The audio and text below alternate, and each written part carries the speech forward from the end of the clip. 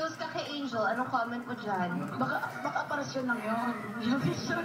Hindi, IG account niya yan eh. Oo, IG account. In fairness, hindi naman niya ipopost yan. I'm sure na walang permiso. Kay Ron, silang dalawang nagdesisyon na, okay, ilabas natin to. Diba? Ano yung ini-issue nila? Bakit bawal na pala ang picture dito ngayon sa Pilipinas? Nangabuang lamdahin yung mga taon eh. Ano ba na yung mga picture? Kunwari, picture ko si Jason. Perfect Sunday with a black man. With a black heart man. Pero char-char lang. Yan, pwede naman mag-char-char ang tao. Huwag naman kayong over-over na serious. Well, hindi. Ako naman, I'll take the different, yung account na yan is very personal kasi nasa cellphone mo eh.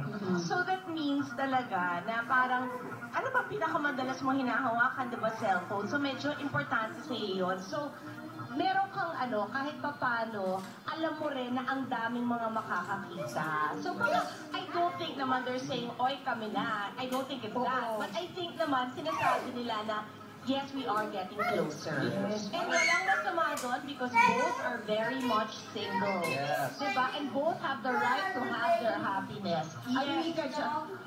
Sandali, ito tanungin kita, kung makita mo na nag-post ka ng picture na may iba ng kasama, may sakit. Hindi ganun. Konti lang. Konti lang. Hindi, I mean, kasi, di ba may picture ka sa mga ano? Talaga, may ganun. Kung nakita mo siya na may picture ng iba, may ganyan may kasamang ganyan. Pero may na siguro, Sasabihin ko pa sana nakita ko naman siya. Hindi ba, Miss Grace? Kung ako, siyempre, break na kami. Okay na naman yun. Kasi, Pero aminin mo, diba? Nagkaking kurot. pero, tatagurin ko yun. No way. Hindi ko sabihin. Ganon. hindi, I mean, siguro kaya ganyan yan. Siguro perfect lang yung Sunday na yun. Oo, walang problema. But it's not a perfect Sunday. I-issue pa rin. Tama!